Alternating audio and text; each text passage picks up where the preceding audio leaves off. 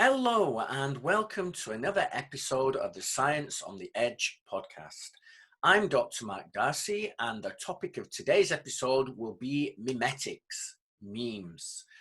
Now, you may think you know what a meme is, and perhaps you do, but most people sort of misunderstand the term. They believe that memes are just those little gifs of cats that you get on the internet, or catchy little images or phrases that you see again on social media or on the internet. But mimetics is not that. Mimetics is much, much bigger. Mimetics is kind of similar to genetics, a topic that I've discussed many times on my podcast series. Now, mimetics was a term that was first coined by Richard Dawkins in his book The Selfish Gene back in the 1970s, way before the internet. And it wasn't used to refer to just catchy little images. It was used to refer to any evolving behavior or theme that is subject to the laws of natural selection or evolution, I should say. So this could be a tune, this could be a way of dressing, this could be a religious ideology. And these memes, like genes, compete with each other in a population for dominance. They mutate, they change, they are passed on from generation to generation, from individual to individual. They can mutate and become stronger. They can die out completely. Memes can merge together to form new memes. Mimetics has a huge, huge influence on our species. In fact, we're not quite sure exactly the extent of that influence just yet. We have some suspicions, but it may be that mimetics has as much influence on our evolution in a way as our genetics do. Okay, so that's going to be the topic of today's podcast, memes and mimetics. Before I get started, though, I'd just like to say one little thing. I put together these podcasts for fun and to try and educate people.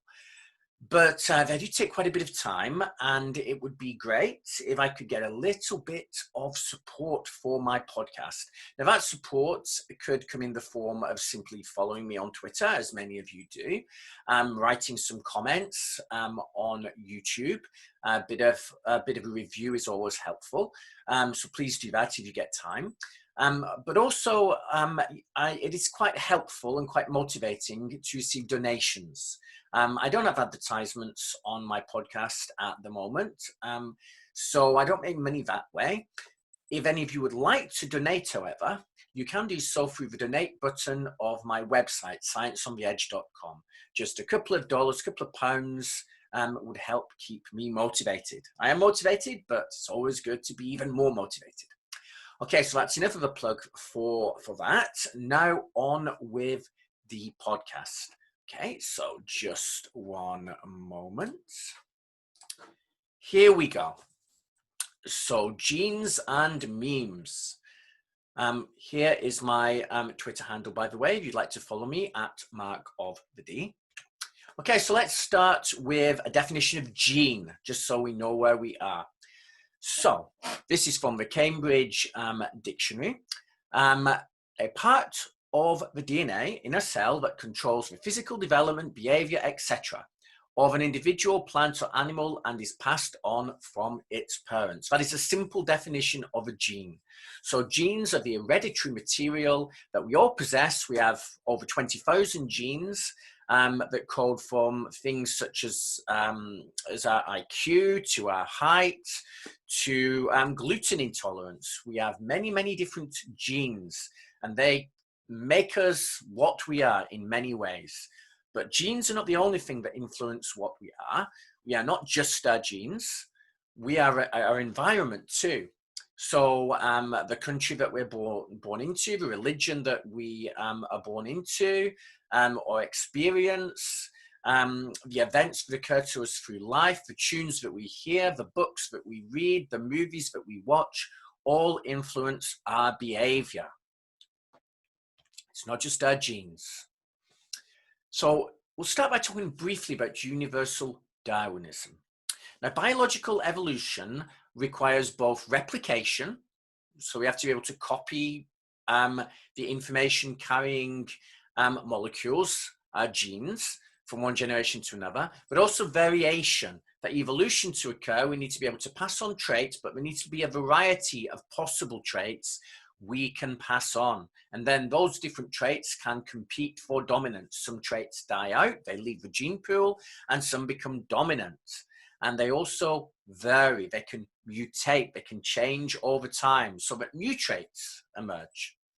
So there needs to be some selection also for the useful traits to arise. So for example, in a cold environment, there is a selection pressure to be able to cope with the cold, for genes to evolve that allow us to maybe be able to regulate our temperature better, perhaps to be stockier, perhaps to have more subcutaneous fat, more fur, that kind of thing.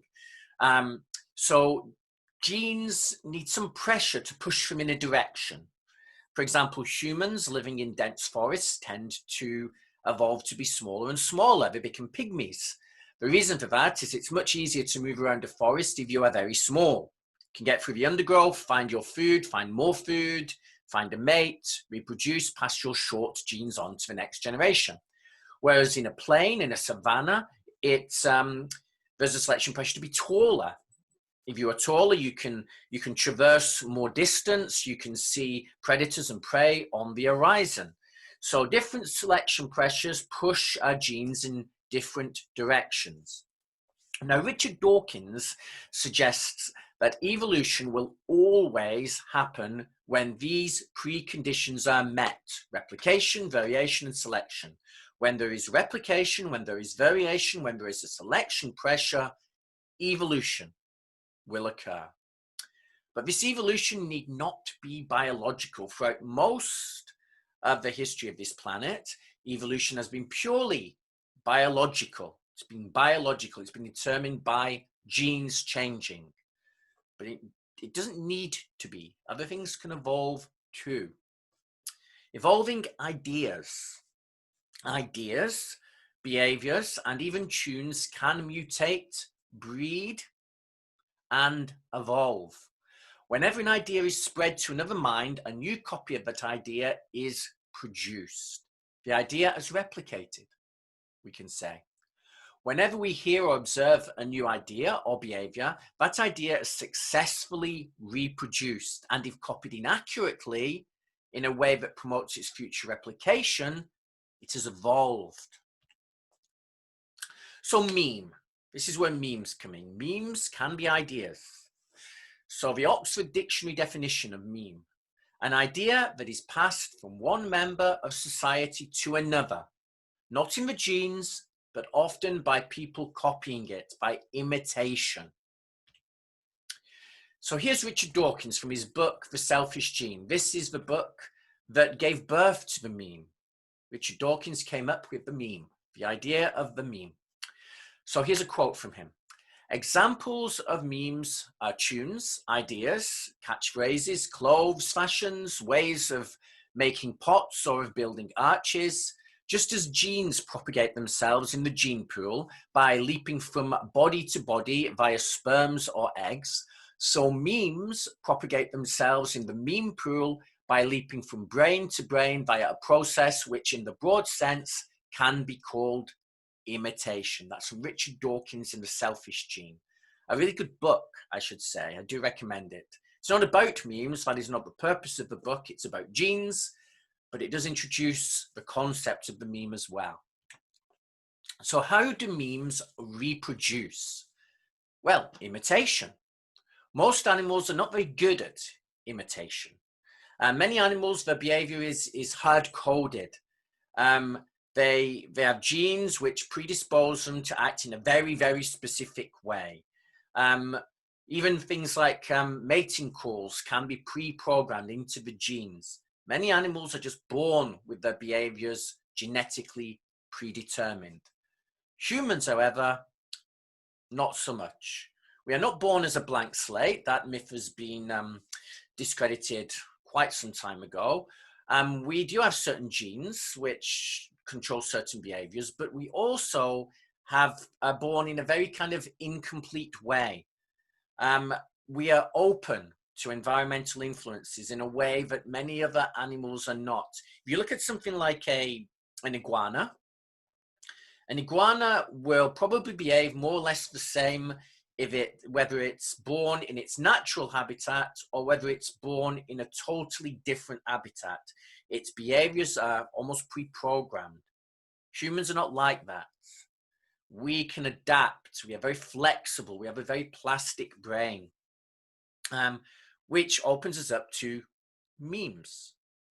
We easily and often subconsciously imitate the behaviors of others. Linguistic behaviors. You're born in France, you're exposed to French, you speak French. You're born in Germany, you're exposed to German, you speak German. Our brain is receptive to memes, to ideas, to behaviors. We are imitators. That's what we are. So linguistic behaviors, fashions, hobbies, music, even religion are all behaviors which we can imitate. These are behaviors which can therefore copy themselves from one individual to another. Here's another quote from The Selfish Gene by Richard Dawkins. When you plant a fertile meme in my mind, you literally parasitize my brain, turning it into a vehicle for the meme's propagation, in just the way that a virus may parasitize the genetic mechanism of a host cell.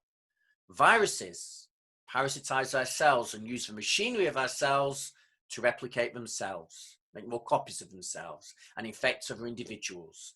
Memes can do the same thing. The evolution of culture. Memes reproduce and mutate.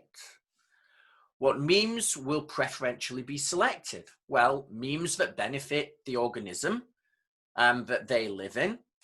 These would be called symbiotic memes. So some memes help us survive. Arguably, language does exactly that. Language as a meme or collection of memes allows us to predict the future, to discuss with members of our tribe where the best hunting ground is, where certain foods can be found. So these would be symbiotic memes. They copy themselves from one individual to another, from one generation to another, just like genes do. And they benefit from the host. The host is able to copy them, but the host benefits as well. So these are symbiotic memes. Some memes, however, only benefit themselves. These are parasitic memes. There are parasitic organisms. For example, there is a particular parasite which can infect snails, certain species of snails. Now, a snail, its genes want to copy themselves, make new snails, but there's a fine balance to be made. The snail can either invest lots of resources into making a big, strong shell that will protect the snail and allow it to copy its genes to other generations. So it will protect the snail from predation. However, the more energy investment the snail puts into growing a big shell, the less energy is left for reproduction. So there is a balance. The snail needs to choose how much energy to invest in protecting itself by making a big shell, and how much energy to save for reproduction so that it can mate and pass its genes on. So a balance is made. However, this parasite that infects the snails doesn't care about the snail reproducing. It just wants to survive itself, to make copies of itself. So what it does is it diverts the resources of the snail away from reproduction and into growing a nice big shell, nice big powerful shell to protect the parasite. So this is a parasitic organism. There are also parasitic memes, memes which do not benefit the host, do not benefit the human. They get into the human, they make copies of themselves, and they use the host. Now, arguably, religion is such a parasitic meme, although the debate is still out there about that. But there are certainly other parasitic memes, memes which, if they propagate in a culture, harm that culture and harm the individuals within that culture. So memes can be symbiotic or they can be parasitic. Here's another quote. This is from Susan Blackmore. She wrote a fascinating book called The Meme Machine. The Meme Machine, which expanded on Richard Dawkins' ideas and really took memes to the next level. Daniel Dennett, I should say, is another author that has spoken at great length about memes too. So memes, this is from Susan Blackmore in The Meme Machine. Memes, like genes, are selected against the background of other memes in the meme pool.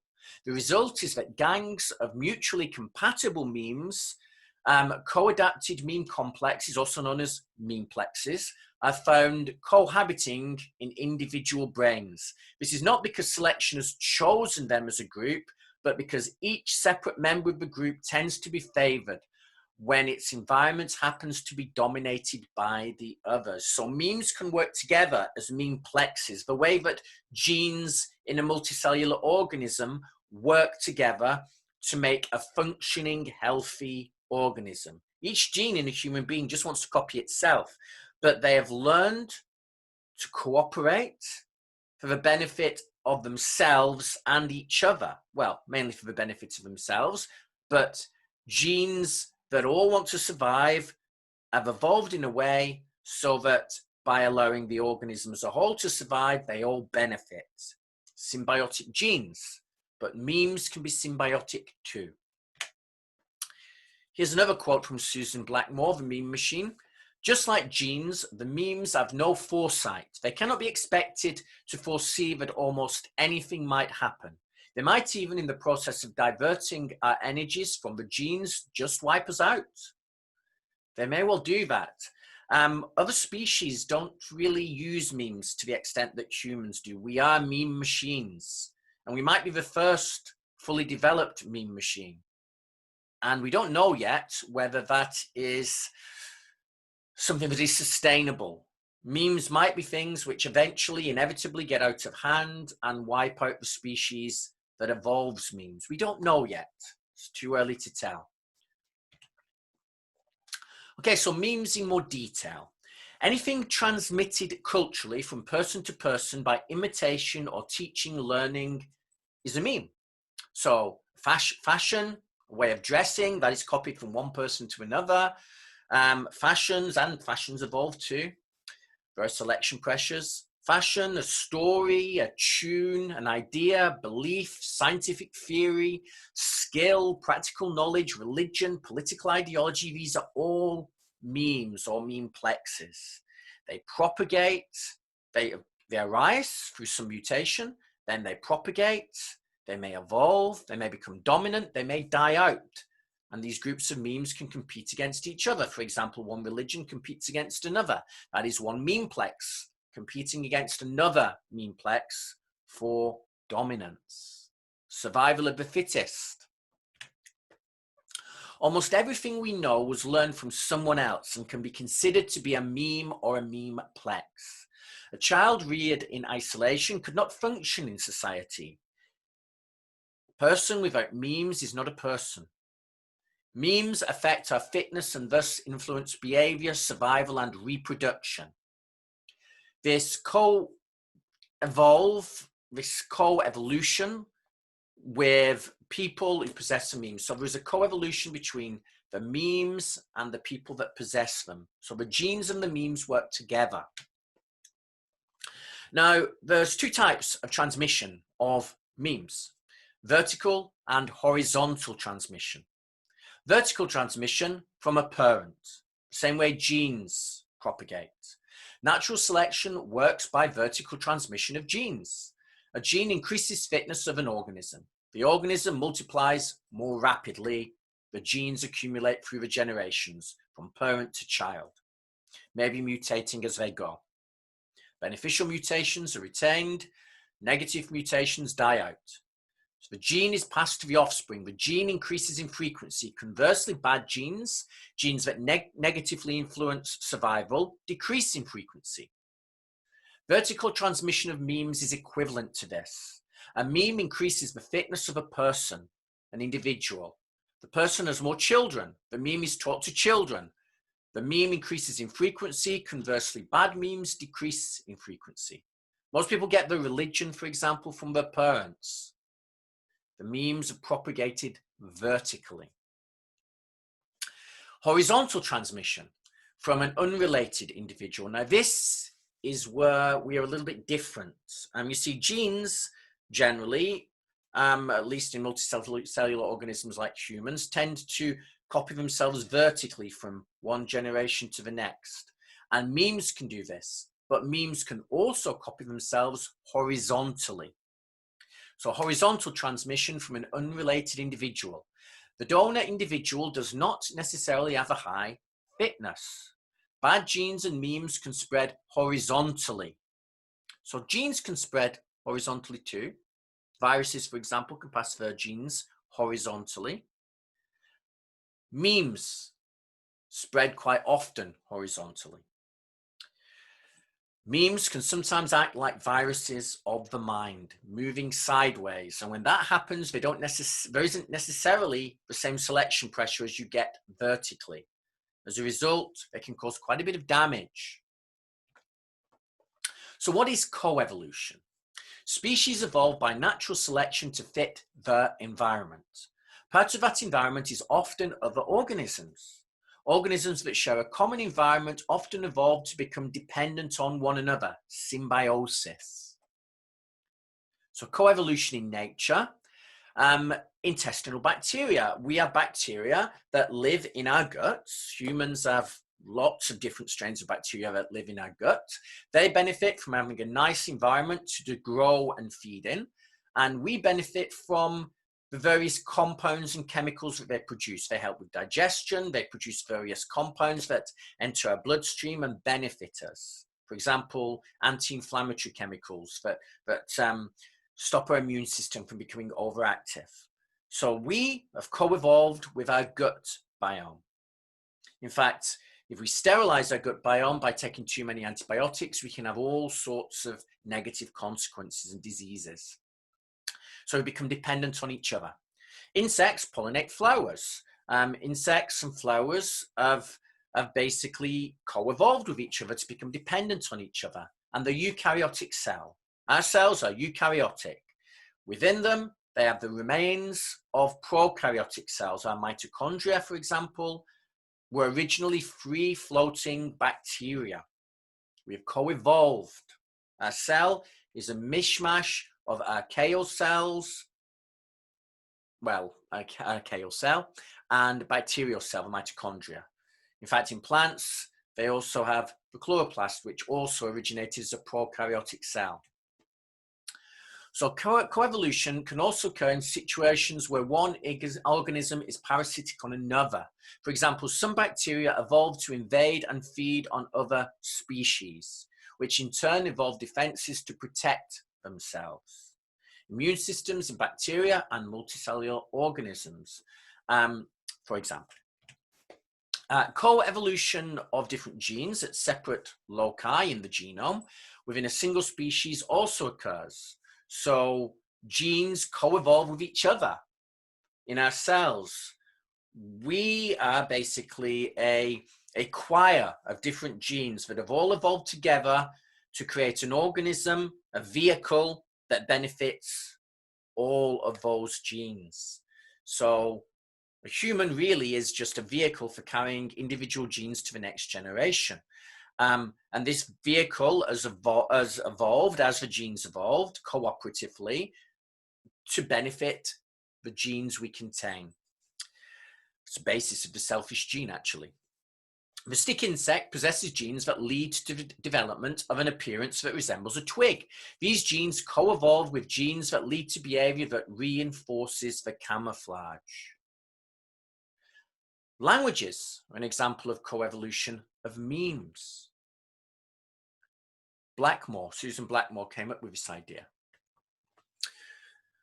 Words are memes that can be produced. This is a quote by Daniel C. Dennett, who's written extensively on memes. So the way to think of a language is a group of memes that have learned to work together, evolved to work together, to allow themselves to be copied, to be reproduced between one individual and another, but arguably also benefit the individual. The extent that they benefit the individual is still debatable, but to an extent they do. Perhaps these memes have got a little bit carried away though. Perhaps we use language more than we actually need to. There are many animals that survive without language. So, for example, a group of, for example, one theory as to why language evolved was as a method to coordinate hunters, human hunters, so they could find their prey. But the thing is, a group of wolves manage perfectly well without language. They can coordinate their actions without language and still hunt. So yes, language may benefit us in that way, allow us to hunt, but we don't necessarily need it to do that.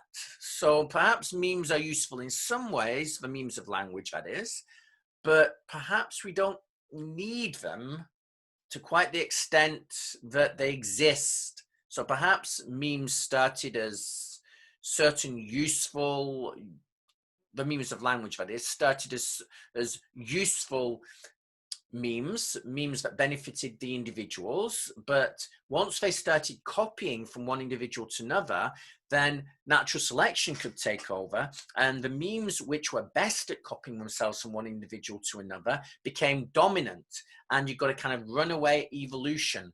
And now we are all full of language, and perhaps we use language more than we need to. And that's the memes. The memes have basically evolved within us and passed from one generation to another, and have then developed to a point where they allow individuals to benefit in certain ways, but also they benefit themselves.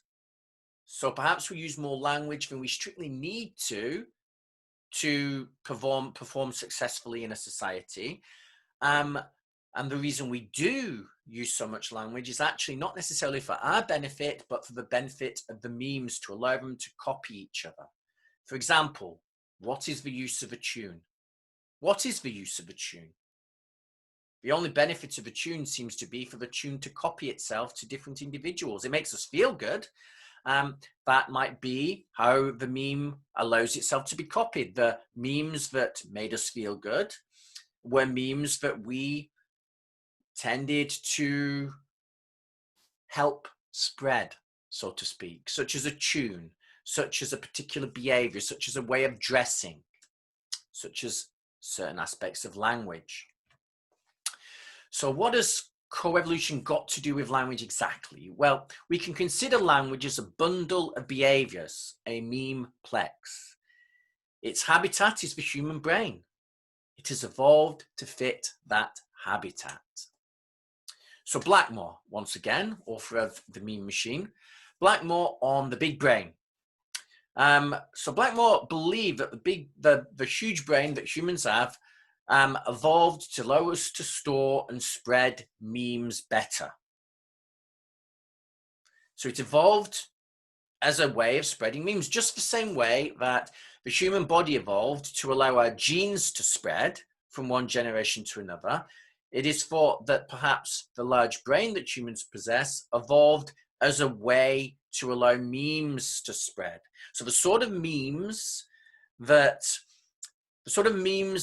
push human evolution towards gaining a bigger brain also allow those memes to replicate better and to spread. So we've become a sort of machine for our memes, just the same way that we are a machine for our genes.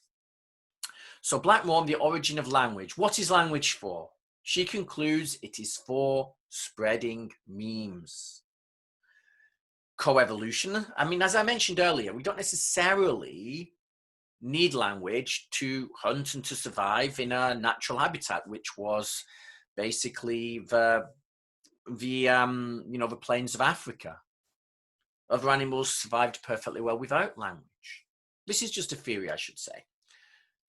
Coevolution. Language, a bundle of memes, is evolving. Our genes are evolving to fit our memes, including language.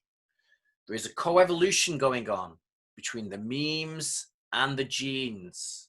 Perhaps in humans, perhaps we have a first animal where memes have become dominant. where the memes have more power than the genes, or at least are starting to. After all, we write, we sing, we produce podcasts, we spend so much time at work doing things which don't necessarily benefit us individually, but benefit the memes. The amount of conversations we have with each other, the amount of time humans spend just sitting around talking to each other.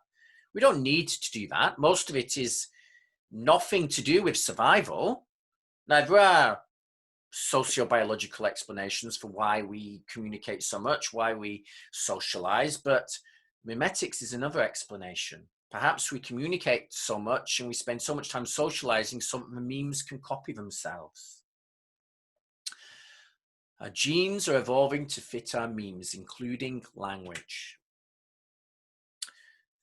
So ideologies as memes. I'm going to kind of finish off by talking a little bit about this. So the idea of a monarchy, the idea of communism, fascism, capitalism, religion, these can all be considered memeplexes, groups of memes that have evolved to successfully make copies of themselves. Capitalism has copied itself very, very well. As a group of memes, it has benefited the genes of humanity in a way, and this allows us, or it encourages us to pass on these memeplexes, the memeplex of capitalism. And we can argue that that benefits us as a species, although not necessarily. There are pros and cons, lots of negatives to capitalism as well. Humans now spend so much of their time trying to make money to buy things we don't need. In the West, we spend so much time working very, very hard just to buy another thing, a thing that we don't need. A new kind of phone, a new kind of t-shirt, a new kind of car. We don't need these things, but we work so hard to get them. Now, these things are all memes. Ways to dress, ways to drive, ways to behave. These are memes. Now, perhaps we work so hard because the memes that successfully propagate are the ones that make us work hard. And capitalism is one such memeplex. Religion is another. Religion is very dominant in the world. All different religions, they compete with each other. Religions that were not very good at copying themselves, so that consisted of groups of memes that could not copy themselves well, could not persuade other people to adopt them, they died out. There are memes that mutated in such a way to form a religion that did encourage people to spread those memeplexes, became dominant, and therefore we have such powerful religions as Christianity and Islam in the world today. But it remains to be seen whether these memeplexes, whose ultimate purpose it is to just copy themselves, could actually damage the host. Are religions symbiotic with the host? Are they symbiotic memes? Or are they parasitic memes? The fact that people will martyr themselves, will kill themselves in the name of some religion, that maybe implies that religions can be parasitic, benefiting themselves. The act of killing oneself helps to spread that religion to other people at the expense of the individual. So perhaps religion is an example of a parasitic memeplex. Here's another quote from The Meme Machine by Susan Blackmore. If we take mimetics seriously, then the me that could do the choosing is itself a mimetic construct, a fluid and ever-changing group of memes installed in a complicated meme machine. Groups of memes acting together may be what we call our free will. Looks like free will, but it's a group of competing memes, competing for dominance and giving us this feeling of self. So to conclude, what's my take on this? Well, when memes find a fertile ground, the correct brain, for example, they can mate and produce fertile or infectious offspring. These offspring can outcompete other memes and direct the evolution of other memes and the genes of individuals, sometimes benefiting the carrier, but sometimes harming them. So to summarize, mimetics is the science of memes and memeplexes, how they copy themselves, how they spread through societies and populations, and how they affect our evolution. This is a young science. If you want to know more about mimetics, I do suggest reading both The Selfish Gene and The Meme Machine by Richard Dawkins and Susan Blackmore. Okay, so that's all for now. Thank you very much for listening or watching, depending on whether you're watching this through YouTube or listening to it through some podcast provider. Please remember to give me a nice positive review. That will help me gain a better audience. And if you do really like my podcasts, then please subscribe. And also, perhaps, if you're feeling good-natured, provide me with a small donation through the donate button on scienceontheedge.com. You can follow me at Mark of the D on Twitter. That's all for now. I look forward to speaking with you all again very soon. Goodbye for now. Goodbye.